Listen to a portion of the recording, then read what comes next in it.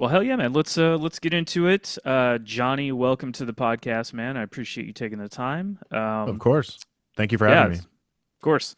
Yeah, I was super stoked, man. As soon as I saw that album release, I was like, all right, I gotta figure out how to get them on. Hell yeah.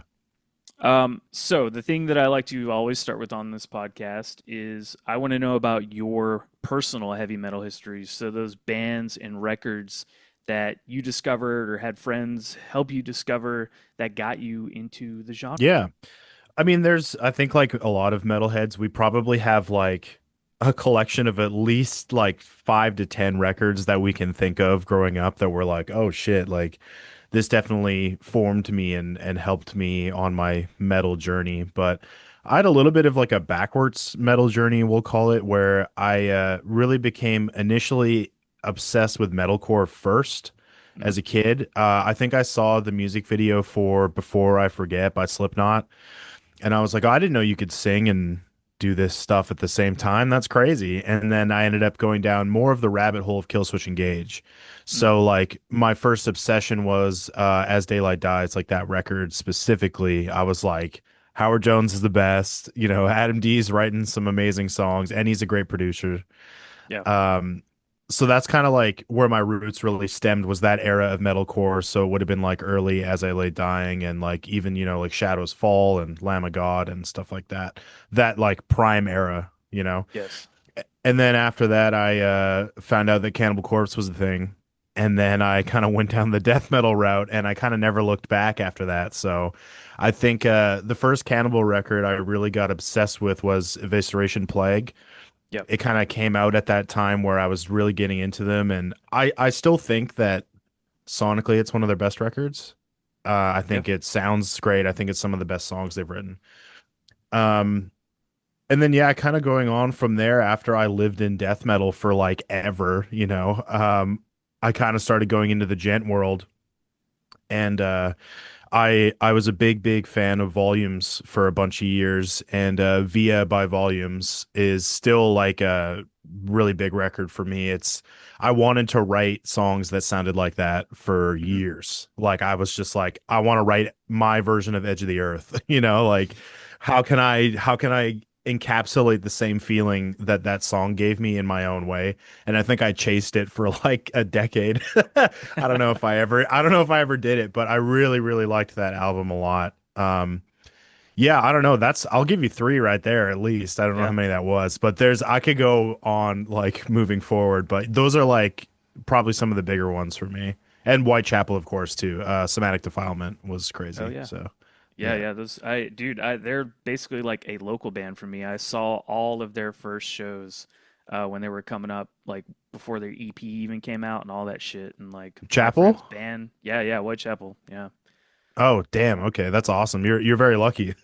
yeah, yeah. It's funny, man. Like you don't realize it when you're in it, and then like years after, like I think back in December they played here, and now they have like this massive stage show with lights and fog, and I'm like, holy shit, man! Like I remember being 15, seeing them down the block play this fucking like nothing venue, to like Yeah. 20 kids, and it's like now they're in a packed like 1,500 cap venue. Yeah. Yeah, man. Like I just saw them recently again when we did our Angelmaker's headlining tour. We played those Danny Wimmer festivals, Welcome to Rockville and Sonic Temple, Hell yeah, and saw them both times. And I don't know, like when you tour a lot, you don't always stand around and watch a whole set because you listen to music every single day. But right. when it's Whitechapel, I'm gonna watch. And their stage setup is just like perfect for what they're doing right now. Like it just suits the record, it suits the vibe. Sonically, they're fucking terrifying live. Like they're one of the best, man. They're the goats. Yeah, up until that point, man, I don't think I had seen him in probably like five years or so, maybe. And Hmm. it was just so much better than I remember, and like way heavier Yep. live than like on a record. And I was just not prepared for that. And I was like, what the fuck? Yeah, It's yeah. great. They put some of their own stank on it live, just like Yeah, slightly different than the record, right? I always kind of appreciate that. yeah, yeah, yeah. Given that, like, this is why you go to live shows feeling, it's just like Yes. to listen to those little differences or things that they do live that is not. Exactly, exactly. Phil definitely does some crazy things live that he does not do on record. I didn't realize until seeing him live how incredible his highs are. Mhm. Like he is super good. I feel like he just has that hidden in his toolbox and he kind of pulls it out when he wants to. But yeah, I was very blown away by them. I assume you guys do that as well in Carcosa and Angelmaker, like just giving a little bit of a little like your own touch on things live compared to the records too, right? Yeah, I think inherently it's going to be that way. Because specifically for Angel Maker, like we play to click tracks, but we don't play to backtracks. So everything that you hear is about as raw as it gets, right? Yep. So like vocally, there's no vocals in backtracks. Why would we? We have fucking 500 vocalists, so that would be a huge waste of time. We have three guitar players, so again, like why would we do that? But yeah, like we definitely do some different things live with those songs that I think are really fun. Like Leech, we extend the end of Leech a little bit because on the record it's a fade out. So we obviously aren't going to play a fade out. So we kind of extend it a little bit, do some different things. And with Carcosa, we're definitely more of a backtrack heavy band where we do rely on some, symphonic stuff to really fill out our sound because, we've gone down that path. We can't go back. But there's no vocals in the backtracks either, so whatever bullshit I'm saying is just what it is, it's Yeah. raw and it's real, so I feel like that's the point of doing it live in a way. Yeah, it's it's interesting that discourse that's been coming up a lot about backing tracks and live sound and um I watched Andrew's video that he did a while ago where he like showed your guys setup for Carcosa and all that and I was like, yeah, that makes sense. Like why the fuck wouldn't you have backing tracks for that to give that sound, But then there's like the other side of it where you hear like half the band is like playing, to their Yeah. tracks live and I'm just like, why would you do that? Like why would you waste the time? You put on a show like that where like you're just miming to your album basically. Yeah, I mean that's this conversation is an interesting one and I'm always curious to how people perceive it. Hmm. And I don't think that you're wrong at all. Like I think like you should be playing as much of your stuff, if not all of it, as humanly possible. Like Yeah. there would have to be a pretty damn good excuse for you not to, and I would love to know what that excuse would be. If you're writing stuff that is pretty physically impossible to play, then I don't know, play something else and have it in the backtracks, but don't pretend. Do you know what I mean? Like Yeah. once you start like overtly lying to people and like and you're like, no, I'm playing this, and then all of us within the industry know that you're not, it's kind of like, well, I don't know about that. Like I don't feel good about that. But for bands using backtracks in general, I mean, just welcome to 2025. Like that's Yeah. how every band from country music to pop music to fucking folk to us, everyone's using backtracks, so get used And I to think it. yeah, no, I think those elements too, where you mentioned like having symphonic stuff or whatever it may be, like the song is going to sound empty or live without that. So it's like, of course you need to have a backing track for that. Yeah. Like, But then there's other people that would be like, well, then why'd you write that? And then my retort is because I fucking wanted to. you know, like to be fair, I hope this happens eventually, but I would love to see Lorna Shore play with an orchestra, kind of like how Dimmu Borgir did that would be, a bunch of years ago. yeah, I that'd be really want amazing. them to do that. I Just feel like saying. they could, yeah, I feel like they got the pull that they could actually like do that, and people would go Oh see it. yeah. Do like a small like, like big city tour with it, maybe. Man, Yeah. Or one time, massive venue, probably in New yeah, York, and then just fill it out, film it, do a DVD, do all that shit. Like I love that stuff. I'm all yeah. about that. Yeah, I've been getting into like old media like VHS and stuff like that the past year, but because like streaming services are pissing me off left and right because you'll want to watch something and then it was just on something and now it's gone. Yeah. But what I've discovered is fucking live performance VHSs. Like Yeah. it's like missing media. Like this shit doesn't exist anywhere else. I've even looked on YouTube for some of the stuff that I've bought.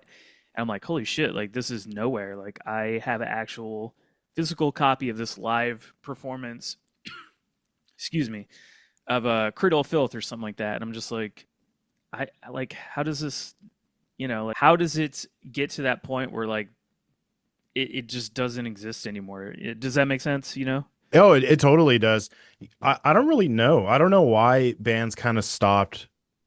I guess stopped doing it, or I guess it was more like direct to YouTube kind of stuff. They didn't really focus on any Probably, physical yeah. media, which is, I guess that's fine. But like Angelmaker, we just put out a DVD, like an actual physical DVD of Yeah. our Canadian tour that we did with Big Chocolate. Like that was like a moment that we wanted encapsulated in time, and like I don't know if we'll ever release it on YouTube, or we probably won't for a long time, but we want people to get the DVD and they are the only people that get to exclusively watch it. I kind of feel like that's a special thing, you know?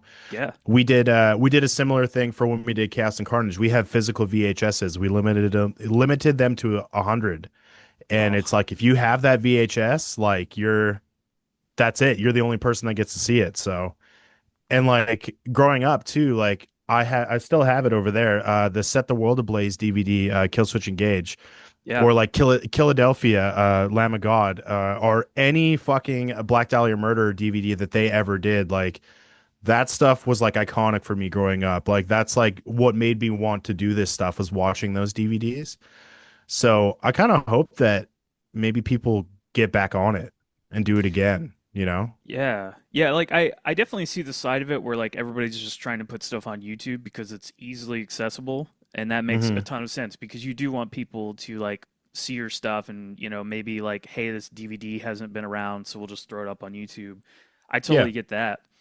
But I do miss that, like seeing those live shows like on a DVD, or like, hey, we just did this tour. Here's the whole tour diary, all this Yeah. stuff. Like I love seeing that kind of behind the scenes stuff, and it's just like a lost art form, I feel like, because people budget. If I had to guess, like, Yeah. who's got the money for that shit, it's It's a lot true. of The only way Angel Maker really ended up doing it was because Colton likes to film and is like a videographer, cinematographer kind of guy. He went to film school, so he loves doing that kind of stuff. So we have that like in our back pocket. Mhm.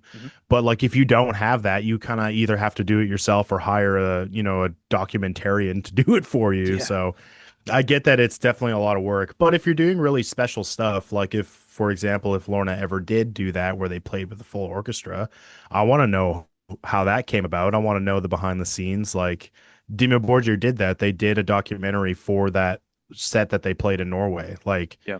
I want to see that stuff. It's cool. Yeah. Yeah, it's like it's one of those things too that I can imagine the planning going into it is like a whole nother aspect of like, how do we get all this orchestration stuff together, flying out these people? Where are we going to Hmm. do it? Ticket sales, man. Yeah, it's a lot of moving parts, I can imagine. So So I many. get it Yeah. on that hand too. Yeah. Yeah. You might be taking a loss at the end of the day, but I don't know. It might be worth it. Fuck it. Why not? Yeah, I mean, shit, like we're still talking about that Demo Borgir thing, and it's fucking amazing. It's probably same with you, man. It's probably one of my favorite live performances I've ever witnessed. Well, Oh, watched, yeah. not witnessed, but Yeah. Big time. For sure. yeah. The what did yeah. So I have I actually found out too that there's like bootleg tapes. I'm sure you kind of remember that. Yeah. It's Yeah. just Yeah. somebody with like a camcorder standing in the back. So when I ordered one of these Cradle of Filth VHSs, somebody just sent me a bootleg tape with it, and it's like this 1997 death metal fest from like Milwaukee or some shit. And like I watched it, and it's crazy, like all the bands that are on it. And Can you uh, remember? oh man, I haven't watched it in a while. I think Hypocrisy's on it. Yeah. Can't remember who else. That was like the main one I remember, but it's just wild seeing that because it was like from '97. Like I was probably like 8, 9, 10. I don't know. That's crazy, man. Yeah, that I never really considered bootleg tapes, but I fully believe that it's an entire thing. Like, what Yeah, is the quality questionable or is it cool? Like, it's honestly not bad. Like, for a VHS, like it could be way worse. It could just be like somebody standing in the crowd trying to film it, but it's on a tripod, and like they're kind of nice. zooming in and out at like certain points of the show and stuff like that. Could be That's worse. cool. That's kind of just like a living archive, Yeah. like for metal, really. Yeah, that's kind of why I've been fascinated with it recently. It's like I'm kind of into the historical aspects of the genre, and so like finding this stuff that probably only exists on this VHS. Like I wish I knew how to digitize it, and like get it up somewhere. Mm. But I Hmm. don't know how to do any of that shit. You should if you if you ever talk to Colton in Angelmaker, he'll tell you how to do it because that's how he did Oh, all of our VHSs. He obviously shot it on, an actual digital camera and then he converted it to VHS. So just like burned over old VHS tapes basically. oh shit. Okay. Yeah. Damn. It's That's definitely pretty rad. possible. Yeah. I believe it, yeah, because I see it on like the internet and stuff too, like how people kind of like do both sides of it, like digitizing and making like VHS bootlegs of modern films and stuff like that, which is pretty rad. It's super sick. Yeah. So I want to go back a little bit to kind of like the origins of the band. Hmm.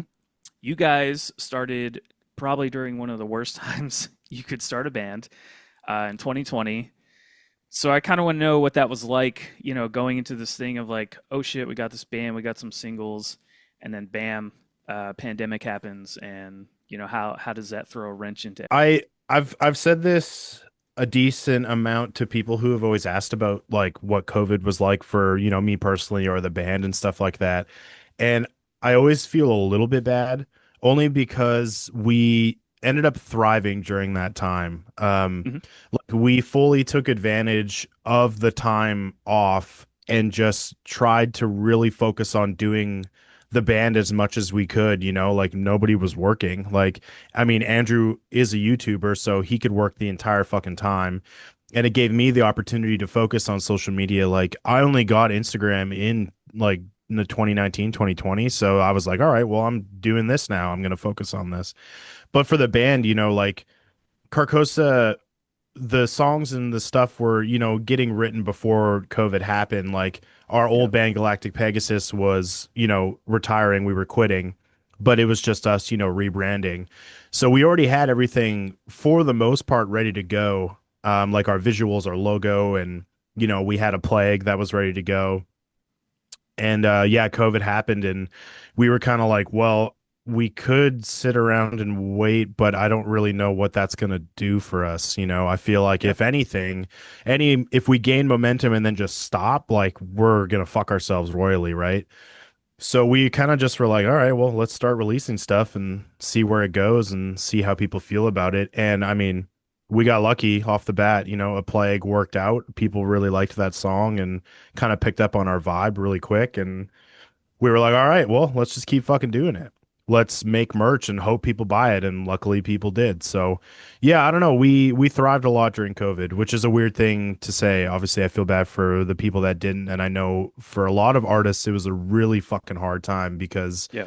there's touring dudes that fully relied on tour as crew guys or something like that. And it came to a screeching halt with no idea when it was going to come back or what you were going to do. So I'll always sympathize for the people that really went through that hard time. But yeah, we I would say we got lucky and we also worked our asses off during COVID for sure. I mean, we were filming music videos during COVID too, which was really difficult to do. Like there was a period of time where I didn't see Andrew Cooper or Travis in like half a year.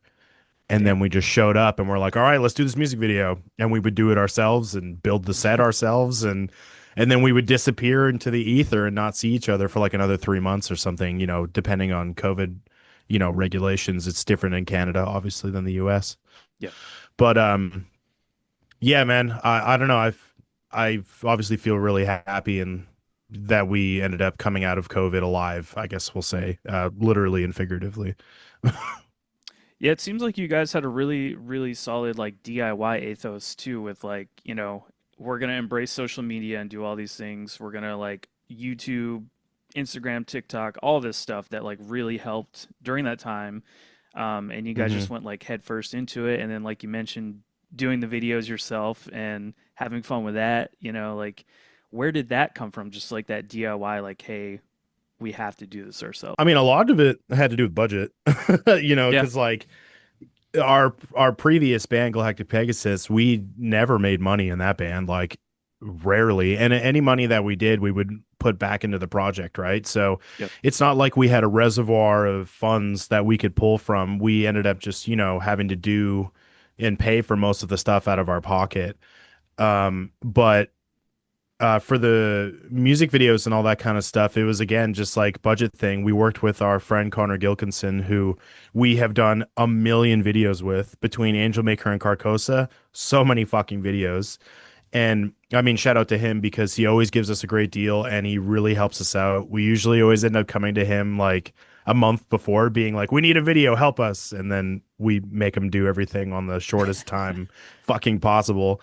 But yeah, it's kind of like the band leaned on our strengths. Like Bana and Cooper and I can all record ourselves. We Yep. do a lot of the production ourselves. So why would we go to a studio when we could do it ourselves? Our mixing engineer Ty Kingston is the guitar player in another band I'm in called Bastion, and he's a really good friend of mine. He lives right down the fucking street. He's a good mixing engineer. He did it for a crazy price, and we're like, well, this is great. We're happy with how this sounds, and I recorded all the vocals in my house. I did like all the vocals that you hear on all the past Carcosa stuff up until this new music that we're putting out. Everything that you hear was the first thing I recorded. I didn't redo any takes. I just recorded Nice. it and I was like, that's it. you know. If we went into studio, obviously it would have been done a million times, but I did it in my house and just got the takes done and that was kind of it. So I don't know. A lot of it was due to budget and a lot of it was ability. We could just do it ourselves. And I think that it worked for us for a long time. It did get to a point eventually where I was like, I'd like to not do all this ourselves now. If we could maybe hire a mixing engineer or to record me doing vocals, I would like that. And we started working with Buster from Humanity's Last Breath, Yeah. which was our goal. So yeah, I mean, we still take a DIY approach to basically everything. We run all of our own social media, we do all of our own content, all that kind of stuff. But eventually, you got to ask for help. But yeah. That's a lot of work, man. Especially, just trying to like balance everything between writing songs too. I can imagine like this hmm that's got to do you guys work like jobs outside of this too? No, Bana and I don't. This is Okay. our full time. Between Nice. Carcosa and Angelmaker, this is just what I do for work. I'm very lucky in that sense. I say this all the time, but I quit 9 to 5 to work 24/7. That's just kind of the way it is. Like I do I content get as it. well. So when I'm home, I'm content. When I'm away, it's tour. So Yeah. So over the years then with you guys like recording everything, what have you guys learned from that production side of it going into this new record? Even with working with somebody else. um, I don't know if I'm gonna go back to recording things myself. Hmm. In terms of vocals because I had a really good and what I would consider a valuable experience working with our recording engineer, Tim Krevitston. He records all of the Angelmaker stuff as well. So I'm already very Yep. familiar with Tim. And he's in my other band, Bastion, as well. So everything is very homegrown. As you can see, we all like are very tight and we all know each other. So it's kind of like, you scratch my back, I'll scratch yours kind of mentality. But I really like working with Tim. I think he got really good vocal performances out of me. Our workflow is really good. And I didn't have to worry about exporting stems, which is my biggest thing. Is like we have 3 guys in this band that all have their own sessions that they work on, and they all have their own set of stems to export. And that Hmm. process is very complex because you got to import them into one session and then re-export everything together. And it's like too much time, too much work. So I want that to be a norm where we don't have to do that shit anymore because it's starting to get really complex. Um, but yeah, I don't know. Like I like doing things ourselves too. It feels genuine. Like maybe the Yeah. guitar takes aren't perfectly fucking edited to the grid, but I think that gives it its character. You know what I mean? Yeah, no, I kind of this is another thing that's like discourse that's been coming up, with like records that are recorded too perfect, you know what I mean? Yeah. And then just like that more not necessarily raw, but it's just like it's not refined, which I think is hmm perfectly fine, and I gravitate towards that a little more than just those crazy. I don't know. I'll use Winter Sun as an example, just like Yeah. crazy, crazy level of like editing and perfection in that recording, and I don't know, it's fine, but Yeah, I uh, think there's a time and a place for it. Like I think two good examples of both things that we're talking about, like Psycho Frame is pretty raw. yep, Like there's shit that's edited, but for the most part, it's pretty loose. whilst still sounding tight. But that's because Dave, their guitar player, is an incredible guitar player. Hmm. You know, you can hear that he's really good and proficient, so there isn't really a lot of editing required, and it gives it the character that it needs. But on the other side of that, the Zenith Passage, Dataclysm, I think is the last record they just put Yeah. out. That record is like perfectly edited, but there's something satisfying about it, you know, like sonically, it's so sick. It sounds amazing, and it's exactly what it needs to be. Like some bands just need to sound like that, you know? And I think that they are one of those bands. Like I like that they're hyper edited because it's just like incredible guitar work in general. Like songwriting in itself is just it blows me away every time I listen to it. But I'm on the same like frame of mind as you though. I don't really want everything to be perfect if we can help it, you know. Yeah. Speaking of Zenith Passage, I saw them like last year and like they were perfect. And Yeah. I'm pretty sure they weren't playing to a backing track or you know, like we were talking about. Like I was Yeah. like literally watching the guitar players, like, my God, what is this guy on right now? You know, just fucking killing it and like That's what I mean. If they perfect. can Yeah, play it, yeah, cool. yeah, Edit yeah, your records. I don't give a fuck. yeah. So I know you guys have like been kind of like drip feeding singles over the past few years, but as far as writing for the new album, has that just been like an ongoing process, or did it start at a certain point in time, being like, okay, these are the songs that are going to be for this upcoming album? It's a good question. So I started writing this record about 3 years ago. I Wow. uh Okay. I opened up a session and I just started it's not something I normally do, but I opened up a session and I was like, I'm going to write everything in this session. I'm not going to, you know, split them up and do different songs and different ones. I just want to see what I can do writing everything as one collective piece of music. And I had basically the first half of the record done for about 3 years and with you know all the guitars and everything else and then vocals on top, and I sat on that shit forever, and all of the singles that we've put out during that time the past 3 years were all separate, Yeah. because I had a concept in mind and I had a vibe in mind, and the singles that we were writing didn't necessarily fit that vibe. Like it would have been like trying to squeeze like a circular peg into a square hole. Like it just wasn't gonna work. So those songs were better suited to be singles like Nihilus, you know, Born to Lose, Nothing, all that, all those songs that came out, like they were meant to be separate. So I brought that first half of the record to the guys and I was like, I have half of this. I, you know, wrote all of this, but I want the second half to be written with everybody if we can try to do that. And we did. We ended up having writing sessions at Banna's place and, you know, ended up rounding out the record and kind of finishing it as a collective group. So it's kind of like 50% me, 50% the group of boys. But yeah, that process took a long time.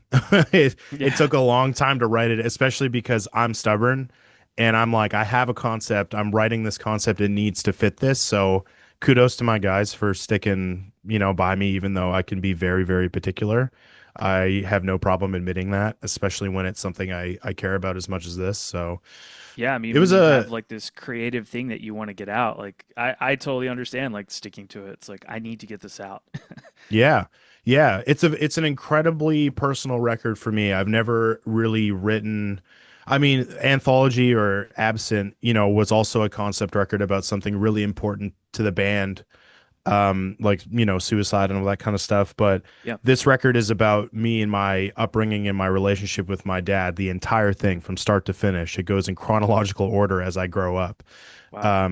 So it's a very personal record and I'm putting myself out there because I want to and it's cathartic, but I needed to see it through. Like I needed to make sure it was done the way that I heard it in my brain, you know? With delving into something that's like very personal for you like that, how do you feel when people maybe perceive a song differently than what you meant it to? Uh I mean, that's just kind of that's the game you play as an artist is you put your art out there and then you kind of don't get to decide what happens after Yeah.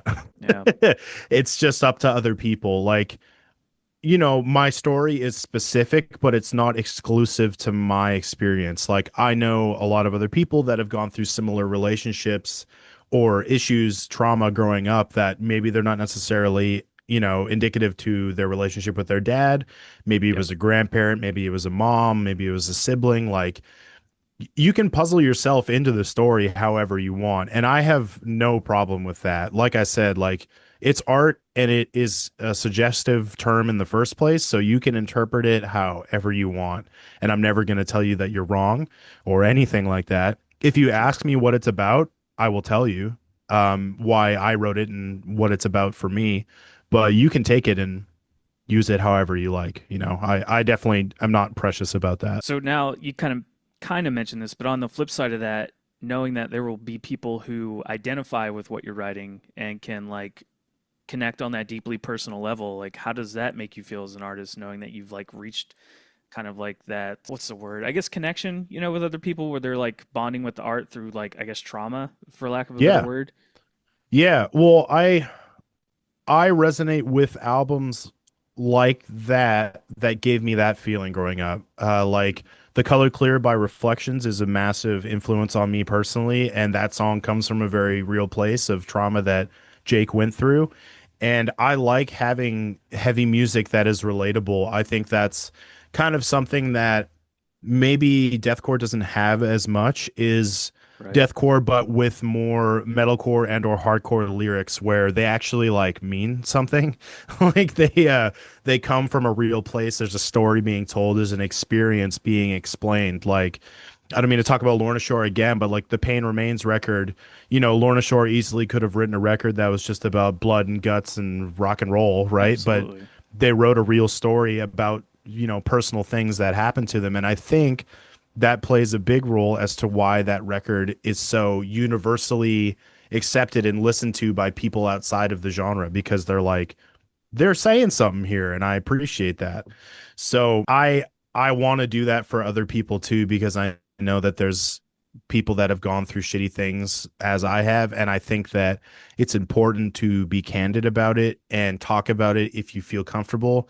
The overarching like mission statement for this record is catharsis. Like this Yeah. is like a let's talk about this shit and just and do our best to move on and feel good about ourselves now that all that stuff is over. I feel comfortable talking about it now, but there was a time in my life where I really didn't. And I don't like feeling that way. I don't like feeling closed off. So if I can help other people feel more comfortable talking about shit that they went through, then that's great. That's what I want more than anything out of this record is to have people feel comfortable being themselves and you're not defined by your trauma. You can get past it. That's kind of where I'm at. Yeah, I feel like some of that, man, is societal too. There's so much like societal pressure to be like, no, you don't talk about that stuff. You keep it inside or personal with like people who are close. I think honestly a lot of people could benefit more from being open and honest and talking about things like that. I fully agree, and I do think that it's also the most prominent in men because we've been brought up, our generation, Yeah, suck it up, you're a man, do this, do that. I don't think there's absolutely. anything wrong whatsoever about being, open and talk about your feelings. I don't think you're soft. I don't think you're weak. I think if anything, it's the opposite. I think you would be brave and strong to talk about those things, and I think we're getting past that. I think we're on the bell curve of it's okay to talk about this shit and not feel ashamed. Yeah, yeah, no, I like when bands have a message like that. Not that there's anything wrong with the bands who just write about blood and guts and zombies. That's I like that's a Cannibal whole nother Corpse. thing. Yeah, yeah, you know? that's what they want to talk about. They don't have anything to add to, societal things or trauma or real life events, and that's perfectly okay. And that's what I love about metal is that there is a spectrum of all those things. But having like something you can connect with on a more personal level, like that's what I gravitate to. Yeah. I mean, Yeah. not that I can like connect with it super personally, but a record that like I'm sure you have the same thing. You mentioned what The Color Clear is the one I just mentioned by Reflections, but yes. Via by Volumes is a very big record for me too. Okay. Yeah. Yeah. Reflections. Yeah. So Yeah. that record resonated with you, and like for me, Hate Breeds Perseverance. Like for whatever reason, man, like that album. Every time I was in like a funk or like something was wrong, there's just something so positive about that record. There's just like, all right, man, I can get through this. Like we'll just fucking we'll do it. Yeah. That's like I don't mean to be the guy that's like music is in, what we're doing is important, but Yeah. in a way it is, like if we were even just talking about ourselves, like there's Mhm. records that we listen to that got us through tough times in our life. That's Yeah. why music is fucking awesome. you know? Yeah. And I want to give another little shout out too, since we were talking about records that like have, personal stuff. And we mentioned Whitechapel earlier, The Valley, obviously, like Yeah. it's a very personal record for Phil. And like him putting that all out there, that takes a lot, man. So honestly, like I want to say thank you to you personally and, to other bands that are like very forthcoming with stuff like that because it's not easy to do. Yeah, of course. I mean, it's I just think it's an important thing. I just want to start a conversation. And I know that Phil, he went through some really tough shit growing up, and it's probably the same reason for him. It's cathartic, and it makes him feel better expressing his trauma through art. Yeah. Um, I I just will always feel that way about it, and I'm glad that Whitechapel kind of did that, even though it changed their sound a bit. Like obviously, there's a bit of a divide kind of in the fan base where it's like That's we want to true. hear the heavy stuff and then we want to hear, there's a whole fan base that discovered Whitechapel through the Valley and Kin. And Yeah. that's how they know Whitechapel. All the brutal shit, this is exile, somatic defilement, all that stuff. They're like, I don't know what that is, but I like this stuff, which is cool. Like I think Yeah. it's cool to have a fan base that's kind of like that. And then they just went back to being like, fuck you. We're writing heavy shit again, which I love. I'm on both Yeah. sides of that fence. Oh man. Yeah, I mean, look, I'm not gonna lie, those records weren't entirely for me. There's some good songs on both, but like the softer songs, I'm kind of just like, nah, that's not for me. I'll skip it. That's and that's fair too. And I'm sure that they expect that as well. They Yeah. know that. It's a dramatic change in their sound, but they wanted to do it anyways. And I respect that and I always will. Is there anything like that that you guys would want to try eventually for I Carcosa? mean, you're gonna hear it. Okay. All right. All It's right. on there's some songs on The Axe Forgets, The Tree Remembers that's kind of our take of what Whitechapel did in a way where they are substantially softer, but there's so much meaning behind the lyrics in those songs. It will feel heavy, but more in an emotional heavy way. And I hope, fingers crossed that people will take it that way and enjoy it. And but at the same time, as we were saying, it's art and people will take it however they want. Yeah. Maybe they hate it. But either way, it's how I wanted to express myself, and I'm not going to just like not write a clean singing song because it's not heavy enough. You know what I mean? Like Yeah. if it makes sense in the context of this record that I've been thinking about for 3 years, then I'm happy. That's how I want it to be. Whether we do it more, I don't know. We'll have to kind of gauge and see what people feel. Um, in Angelmaker, I don't really think that's ever going to be the case. It would have to be like very specific circumstances, but I'll never say never. Who Yeah. knows? Yeah. It's good to be open-minded, like creatively like that. Hmm. Because you could miss out on some like piece of gold that you just didn't, like weren't jiving with, and like, well, shit, maybe we should have tried that. Yeah, But I don't want to be closed time and a off. I'm place. I'm open to everything. I'm open to all Yeah. of it. Yeah. So I am curious about the title too, man. The axe forgets, the tree remembers. It's Yeah. very philosophical in that, the tree is still going to have the wounds, but the axe is just the one doing the damage. So could you maybe extrapolate on that for me a little more about it? Yeah, of course. Well, so the title itself, I obviously didn't come up with that. It has existed before me. I just really liked it. Mhm. And I was most exposed to that title from I'm a big Star Wars guy. And it was from an episode of Andor in the first season. It's called The Okay. Axe Forgets, The Tree Remembers. And it's about like a splinter cell rebel group on this planet that's infiltrating the Empire. And it's more of a metaphor for them being like, the empire is the axe, and all of the native and indigenous people that live on this planet are the tree, and the empire keeps taking resources away from them, and they get fed up with it. And I really was inspired by that, and I could see the metaphor in the sense of like the tree represents a family tree, like that's kind of the point is our roots are beneath and we grow out, and the individual, my dad, was the one hacking away at it. And the on the album cover too, you can see apples surrounding the tree, and it's another metaphor. Apple doesn't fall far from the tree. That's kind of the whole connecting vibe with this record. It was imagery that just like made sense with what I was saying, and I had that envisioned in my head the entire time I was writing it, because it's truly something that connects with the theme so well. And I think the artwork also was exactly what I saw in my head, so it really worked out well. I can't remember the name of the guy who painted it off the top of my head, but he did a fantastic job. Yeah, I was gonna ask about that next. Like, did you just send him a prompt of like tree, apples? Like, how did you send him the idea? I'm a very list and detail oriented person when it comes to stuff like this. Okay. So anytime I have a concept for art or anything like that, I like to be as articulate and as clear as humanly possible, so that when it comes to the revision process, hopefully we don't have to do a whole bunch, because I was as clear as humanly possible the first time. So, but it's a hard line to toe when you're working with artists in general, because you don't want to give them too many directions. You want them to, do their art at the end of the day. It's like Yeah. going to a tattoo artist and holding up a picture being like, I want this. Where's the creative fun in that? Why are you hiring an artist if you're not letting them do their thing, right?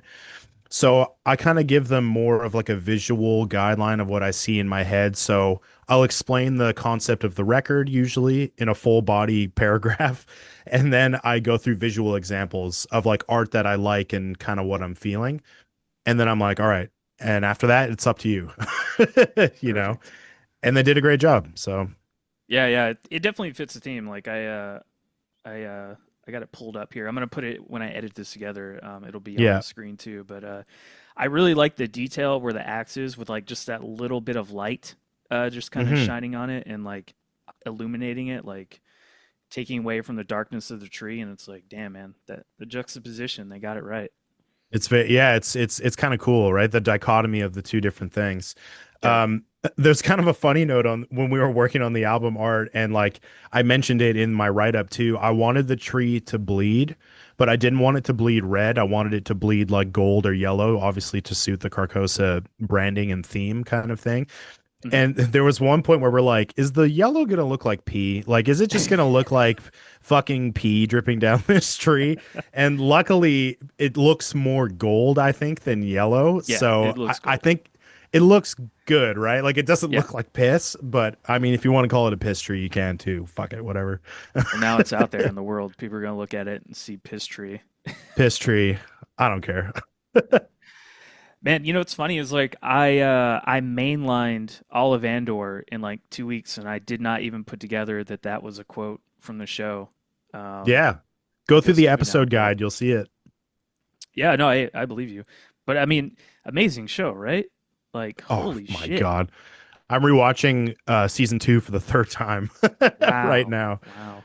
It's such a good show, man. I don't know. It's the most unique Star Wars show I've ever seen. It just feels like its own thing, and a lot of other people feel the same way. So Yeah, I was a big naysayer in the beginning. I was like, man, he wasn't even like the best character in the movie. I don't know if I want to watch a show about him. You know, he wasn't that interesting. And yeah, man, I ate my words real quick. I was like, this might be the best Star Wars show I've seen so far, yeah. hands down. Well, I mean, I think your gut reaction is accurate because we've been burned so many times by Disney right now, Yeah, And so it's kind of like, why are you focusing on this guy? Like, yeah, and they also just did Boba Fett, and I was like, you just absolutely diarrhea shit all over Boba Fett. So I'm kind of scared. What are you gonna do with this guy? But clearly they had a story in mind that they wanted to tell, and they did it from start to finish. And I think it is the perfect addition to Rogue One. It gives yeah. the best context ever. But I could go on. No, hey, I'm fine with that. Yeah, I'm glad they let Tony Gilroy just like have carte blanche and make what he wanted to make because it seems like with some of the other shows there was like a little bit of like I don't know how much control they really had over this, you know? Yeah, well, and I think it was also just the banking on nostalgia thing. It's Sure. getting really old, and it's the fool me once, shame on me kind of thing. And then they kind of just kept doing it over and over and over again, and it started to become the crutch that they were relying on. So I'm glad that Tony Gilroy came in and he was like, "Hey, like I'm not really like a massive Star Wars fan. I like making good television, so I'm just gonna do that." And that definitely was the best way to go into it because I think it paid off. Yeah. Yeah, and I want to say at least one nice thing about Boba Fett because there Yeah, was go ahead. some okay stuff. I mean, I Yes, know it's completely ridiculous, but watching the Rancor fight on the Rancor, the ATSTs, or were they ATSTs? Yeah. they were just some crazy droid looking fucking things. Yeah. Yeah, but I mean, it was pretty badass. And on top of that, this is just a weird nerdy thing that I know. These sound effects that they were using for those robots was from the Ed 209 and RoboCop. So Oh, sick. fun fact for everybody out there. Just because Don't get me wrong. I will always find a reason to like Star Wars. Like I will yeah, make any excuse to be like, this is what I liked about it. I just felt like as soon as we hit episode 3 and we had the Scooty Puff Junior gang, the fucking weird Power Ranger shit, I was just like, this sucks. yeah, that was Because the pretty first bad.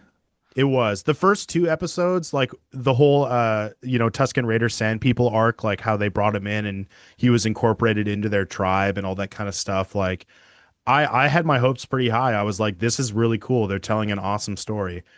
And then that completely went south, in my Yeah, opinion.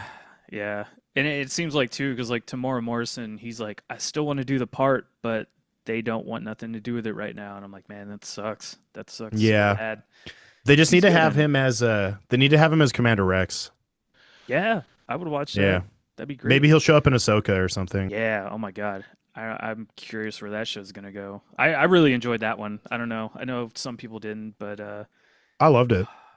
yeah, growing up watching Clone Wars and the one after that. I forget what that Rebels. one was. Rebels. Yes. Yeah. Growing up watching those, man, like seeing those characters come to screen on real life was just like It was incredible. Thrawn. The Thrawn is dope. Mads Mikkelsen's brother, I can't remember his name, voice doing his voice and then also portraying the character in real life. Awesome. Um, yeah, I really liked that show. The World Between Worlds with Anakin and all that kind of stuff. Like, Oh, I thought they did that so well. And Ahsoka in herself is just an awesome character. I think they're handling it really well. My gripe is that just lightsabers don't work anymore. Like you can stab somebody with a yeah. lightsaber and it's like they'll be fine. It's like what the fuck? Like okay. It's strange. Yeah, and I think the biggest hit too is losing Ray Winstone, who played Balin Skull. Man, he killed it in that part. He was He so good. did. Who did they But get? A different guy from Game of Thrones or something like that? yeah, yeah, I forget his name, but I trust him. We'll see what happens. Who knows? I mean, what are you gonna do? Yeah, Like your actor died. It sucks. What do you like? You got to find a way to replace him. So, and CGI mapping his face would be unnecessary, I think. So, yeah, I don't want that. I don't want that.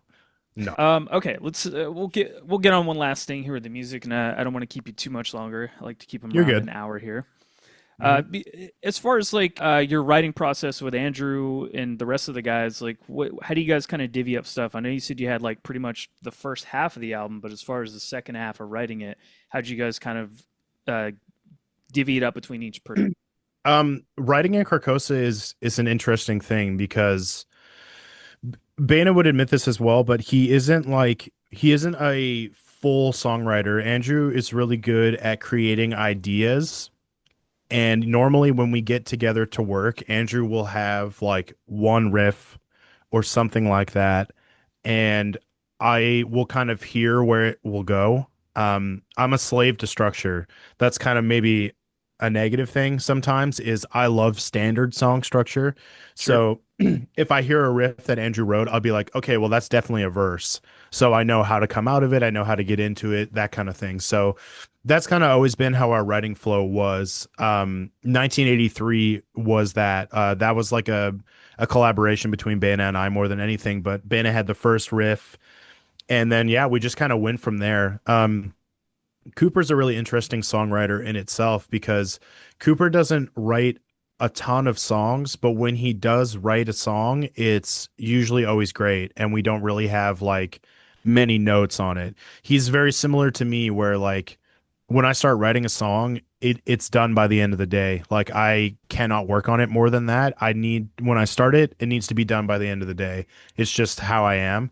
So when I Wow. send songs to those guys, I'm like, this is the song. Like this is done, you know. If you guys have notes, I'm obviously willing to work with you on that, but usually they don't. And I'm the same way with Cooper. Cooper will write a song and I'll be like, "Yep, that's a song. You're done." You Nice. know. But yeah, so he'll write like maybe two or three songs like that over a span of a year or two, and it helps. It fills out songs when they need to be done.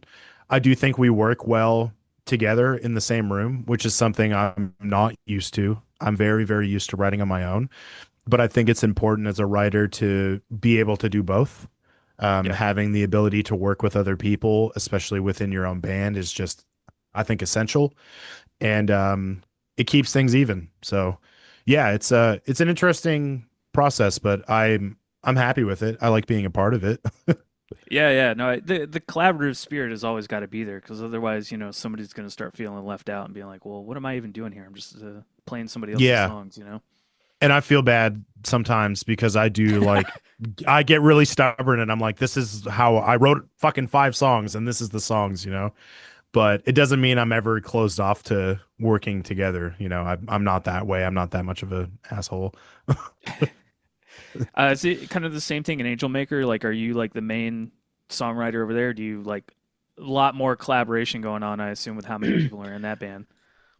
You would be surprised. I was brought into the band during COVID to help Colton write an album, Okay. and that's pretty much like how we operate. Like the songwriting for the past two records that I've done with the band, the new record not being out yet, but with Sanctum specifically, the songwriting for that record was literally split 50-50 right down the middle. Oh, nice. Vengeance was the only song that Colton and I physically worked on together in the same room. After that, we had a even split of songs that we wrote on our own. And that's kind of been the same thing that happened for the new record that we're putting out as well. Except Colton, because we're so busy, Colton wrote a bunch of songs, but they needed to be fixed a little bit or stuff needed to be added to it and whatever. So we got together for like a week and finished Colton songs as a group, like me, Matt, Cole, and Steven was there as well to give some drum pointers and stuff like that. But Okay. normally it's Colton and I writing on our own, and we bring in Matt after the songs are done to add his leads and all that kind of stuff because I can't play that shit. I'm not Matt Perrin. Like Matt is It's okay. very we utilize Matt for his strengths because Yeah. he plays with so much feel. His influences come from, 80s shred and hair metal, like that's his thing. He loves that, and I think that's such a unique spice to add to the pie that is Angelmaker. So yeah, our writing process is interesting that way. It's been awesome working with Steven as a drummer because, I program drums pretty well, but I want to know, like, from a drummer, like, does this sound right? And if not, can you do it? And he got really good at programming his own drums and he'll sit down and just hash shit out. And that guy is so meticulous. He's so OCD that if he writes it a certain way, it's the exact way he records it. So Oh, he's wow. like to the dot. So the new record, he fine-tuned every single song himself, and I can't wait for people to hear his work. It's so fucking dope. I like that. Just knowing that it seems like with between both bands, you guys don't really like nitpick too much with songs either. It's like we got this done and like let's just go. Which is Yeah, I don't hear that often. It's like, maybe it's overconfidence. It might be that, or we're just really we're locked in the sense of like we know what we want our bands to sound like. yeah, So we're all locked in on the same mission. Colton and I, Bana, Cooper and I, like we have an idea of what we want, and when we hear a song and we know it's a Carcosa song or an Angelmaker song, we're like, well, we don't have anything else to do. yeah. You know. So between the two, do you play the same guitars or do you have like a giant wall like Bana does? Nobody should have a giant wall like Bana does, but that's a product of Bana's job. Oh, I He know. works with I know. companies, right? But no, I'm pretty. I say I'm modest, but I'm looking at my shit right now. I have one, two, three, four, five, 10. I guess there's 10 guitars in this room. Wow. Oh yeah. But I only really use two of them. For the really good thing for me when it comes to splitting my brain in terms of writing between the two bands, Carcosa and Angelmaker don't sound the same, Right. in my opinion. They're both very different bands, so it makes it easy for me to split my brain and be like, I'm in Carcosa land, and Angelmaker, I'm in Angelmaker land. So with Carcosa, we write in one tuning. We write and drop E on 8 strings, and that already, right off the bat, entirely different than Angelmaker. Yep. Like Angelmaker plays 7 strings, tune to drop A, and they have done that since they've been a band. They've always played in drop A, so I like having that parameter of being like, this is what you can use for this project, so utilize it in whichever way you see fit. And with Angelmaker too, like I write with more of a melodic death metal mindset, where with Carcosa it's more like Humanity's Last Breath, Chelsea Grin kind of shit. You know what I Yeah. mean? But yeah, I have tools that definitely split it for me, which I think is definitely a benefit because I don't want to write stuff that sounds the same, you know? Yeah, I can imagine too. Like I agree that the two bands are like way different. Especially with like all the like you mentioned the leads in Angel Maker, like that's a whole nother monster. Uh be interesting though to hear like adding a little bit of that to Carcosa, but There's is it one solo on the new record. okay. It's simple, but it's tasty, I think. I like that. I like that. I'm Yeah. down for solos, man. I love that shit. Yeah. Um let's see what. Oh yeah, okay. One last thing I want to ask here. I know you guys are pretty active on like social media and Reddit and stuff like that. What is there anything that you have seen about the band that maybe people don't know that you've seen that somebody has said about your bands or bands? Yeah, because I know I people will mean, be posting weird, fucked up shit on there. yeah, I don't know. I see everything because like I'm on social media so fucking much because it's my Uh-huh. job. Like I every message that I get, I read. I don't always respond to every single one. I used to. I kind of got better at not doing that because then you kind of open up interactions with maybe people you shouldn't be talking to or like gonna punish the shit out of you kind of thing. But Yeah. I don't like to be too closed off. Like if people have genuine questions about the band or specific things, I'll always answer it. And then on Reddit, I just live there. I'm there every single day. I saw that, like, you know how, I don't know if you're on Reddit a bunch, but it has like a streak counter of how many days in a row you've been on the fucking app. I Oh think yeah. I'm like I think I'm at like 356 days in a row or something like that. So I'm on Reddit, so anytime somebody posts something about the band or me personally, I always see it. And my favorite thing about that is not everybody expects the people that you talk about to respond. So if Yep. someone's talking shit and I'm like, that's me, they always backpedal. And that's like, ah, yes, yes, backpedal, please go back on your word. Make yourself look like a fucking idiot. But it's not negative. Like it's usually pretty positive. Like, unless we have like a video that goes viral and then you get people like talking shit, it's Hmm. whatever, you know? Yeah, I'm fairly active on there too, and I do notice like when a band posts something and you like exactly like you said, man, somebody will say something and then they'll be like, "Oh, I'm sorry, I didn't know, I didn't know." Yeah. Oh Say with man, your chest. If you're gonna say it with your goddamn chest. yeah, You know? yeah. It's social media is weird, man. I sometimes I love it, and then other times I'm just somebody invents something else to take this all away. Like, what happened? Yeah. It's a I don't know. I guess it's a necessary evil Yep. for the modern era of what we do and artists, and I know that that can be really like begrudging for a lot of people because they don't want to have to be able to be a social media guru at the same time as an artist. I totally get how that is like really constricting or a lot more work, like being able to film yourself, record yourself, all that kind of stuff, edit your own videos, like that stuff takes time. And when you want to just make music and write art, you don't want to have to do both. But unfortunately, I think that's kind of just where we're at right now. I know. That is like the main thing I've always lacked with this is like I just don't have I can edit and do everything else, but I just don't have the time to make tons of videos and like do cool shit for social media. It is what it is. I do the best with Yeah. what I got.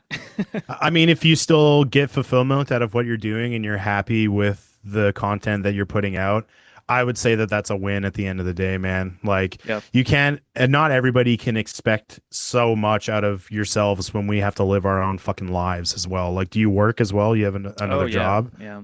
Yep. Well, there you go, man. Like it's just the Yeah. way that it is.